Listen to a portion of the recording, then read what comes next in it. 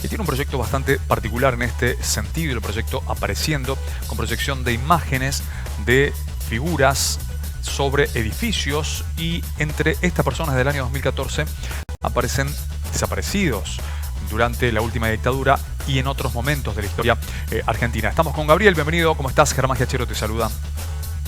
Hola, ¿qué tal? Buenas noches, ¿cómo estás, Germán? Muy bien, gracias por recibirnos, Gabriel. Bueno, contanos un poco de qué se trata este proyecto. En principio, ¿cómo surgió este proyecto Apareciendo? Bueno, yo tengo mi trabajo como fotógrafo desde hace muchos años, ¿no? Y en el octavo aniversario de la desaparición de Jorge Julio López en el año 2014, decido como proyectar sobre una medianera vacía en la ciudad de Córdoba, de un edificio, proyecto el retrato de Jorge Julio López sobre ese espacio vacío, ¿no? Como la idea era llenar con una ausencia ese vacío del muro, ¿no? Y ahí el proyecto comienza, una de esas obras gana el Salón Nacional de Artes Visuales, y de ahí en más empiezo a trabajar en distintos lugares del Cono Sur, en Paraguay, como esas imágenes que se están viendo ahí, ¿no? Que es una de las proyecciones que hice en Asunción del Paraguay con los dos primeros desaparecidos identificados, ¿no? En una fosa común, Ujú. eh, desaparecidos de la larga dictadura de Alfredo Stroessner. Y bueno, y así fui como rodando por distintos lugares, ¿no? Trabajé en Montevideo también con algunos desaparecidos en Montevideo y en Chile, en el desierto de Atacama. Así como un poco se construye una narrativa sobre el Plan Cóndor, ¿no? Sobre Ujú. la conexión que había en las distintas dictaduras latinoamericanas en ese momento de la historia. Mire, lo que empezó con la figura de López después se extendió a muchas otras personas. ¿Era algo ya pensado, definido de antemano o se fue dando? No, se fue dando, se fue dando. Ujú. Como comentaba recién, como la obra de Julio López gana el Salón Nacional de Artes Visuales Ujú. en Buenos Aires, eso le da visibilidad a la idea, y esa idea, que fue una acción individual y única, se transforma de ahí en más en un proyecto y me lleva por todos estos lugares del Cono Sur, ¿no? Gabriel, técnica y logísticamente, ¿es un trabajo que lleva su tiempo, su preparación? Contanos un poco respecto de ese aspecto. Sí, yo comienzo a trabajar desde bastante tiempo antes, depende de la historia, ¿no? Porque primero es investigar sobre las vidas de esas personas, eh, encontrar imágenes, retratos, fotografías de esas personas y, y luego, bueno, conseguir los apoyos económicos para poder llevar adelante el proyecto, para viajar, Ujú. para hacer las instalaciones de los proyectores sobre el paisaje. Bueno, eso es parte también del proceso, ¿no? Bien, y por ejemplo, en vista o como proyecto dentro de este contexto que vos nos estás contando en detalles, ¿hay algo por allí que te quede pendiente, que ya esté previsto de realizar a futuro? Eh, Siempre aparecen nuevas ideas y siempre aparecen nuevos proyectos. De hecho, el mes que viene, en mayo, vamos a trabajar en La Perla, Ujú. en uno de los centros clandestinos de detención más grandes que hubo en Argentina, acá en la ciudad de Córdoba, en este caso. Ujú. Y voy a trabajar ahí en mayo y seguramente más adelante va a surgir algo. No tengo mucho plan, sino que van apareciendo, ¿no? Las conexiones, la gente interesada en acompañarme en esto, ¿no? Y así continúa.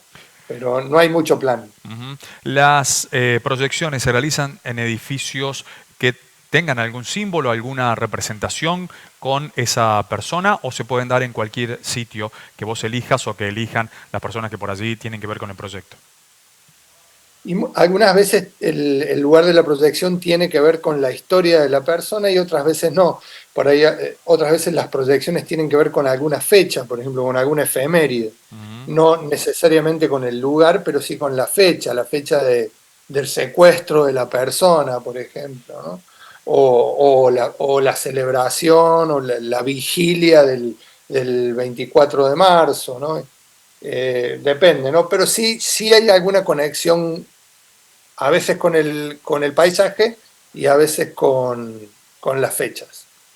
¿Te llegan allí, por allí las repercusiones? Digo, más allá del ámbito con el que vos te rodeás, de las personas involucradas en el proyecto, según cada caso, pero digo, la repercusión de la gente común, del vecino, de la vecina en relación con estas proyecciones que realizás. Y eso es muy interesante lo que sucede, ¿no? Porque cuando irrumpe una de estas proyecciones en el espacio urbano, la gente, las personas que pasan por ahí, ocasionalmente se encuentran con esa imagen, ¿no? Y esa imagen puede despertar distintos sentidos en el observador, ¿no? Ujú. Quizás alguien reconoce o lo relaciona con la dictadura, quizás otras personas imaginan otras cosas, ¿no? Y a mí esa posibilidad abierta que tiene me interesa, porque esto no es propaganda política, sino es una intervención en el espacio público con una intención artística, ¿no? Entonces, que el sentido se expanda a mí me parece interesante. ¿Y hay algún tipo de antecedentes en este tipo de intervenciones en otras partes del mundo, por ejemplo? Yo conozco al colectivo Delight Lab de Santiago de Chile, con el que hemos hecho algunas cosas juntos. Ellos trabajan no con el mismo concepto que trabajo yo, pero ellos no hacen desaparecer, no hacen aparecer desaparecidos, ¿no? Ujú. Sino que trabajan con frases que trabajaron durante la revuelta en octubre del 2019 en Santiago de Chile, ¿no? Y Ujú. todo ese proceso histórico que se vivió en ese periodo. Ellos trabajaban proyectando frases. Digo, la gente, me imagino que hay distintos artistas en el mundo que proyectan, ¿no? Ujú. Yo lo que hago es un concepto, ¿no? Que Claro. Sí, sí, sí.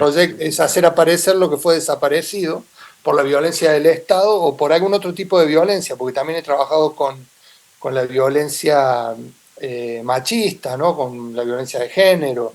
Ujú. eh, y con la desaparición de los pueblos originarios también he trabajado, ¿no? Entonces es eso, ¿no? Es hacer aparecer lo que fue desaparecido por la Ujú. violencia. Gabriel, ¿dónde te pueden encontrar en las redes? Aquellos que estén Y interesados en conocer un poco más. sí, en mi Instagram yo voy subiendo, no todo lo que voy produciendo, pero una parte de ese proceso lo voy compartiendo en Instagram.